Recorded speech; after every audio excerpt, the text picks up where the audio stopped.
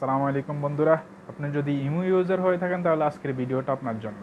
আপনার ইমোটা অন্য কেউ ইউজ করতেছে কিনা অথবা ইমোটা হ্যাক হয়েছে কিনা সেটা কিভাবে চেক করবেন আজকের ভিডিও সেটাই দেখাবো। আর যদি হ্যাক হয়ে থাকে তাহলে সেই হ্যাকটা কিভাবে ছুটাবেন সেটা করে দেখাবো। চলুন কথা না বাড়িয়ে মূল ভিডিও শুরু করা যাক।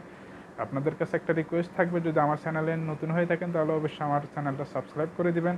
যদি ফেসবুক থেকে দেখে থাকেন তাহলে ফলো বাটনটা ক্লিক করে দিবেন। চলুন মূল ভিডিও শুরু করা যাক। এখন আমরা ওপেন করে নেব আমাদের মোবাইলে যে ইমো অ্যাপ্লিকেশনটা রয়েছে সেটা ওপেন করব। ওপেন করার পরে উপরে বাম পাশে যে প্রোফাইল পিকচারটা রয়েছে আমাদের সেখানে ক্লিক করব।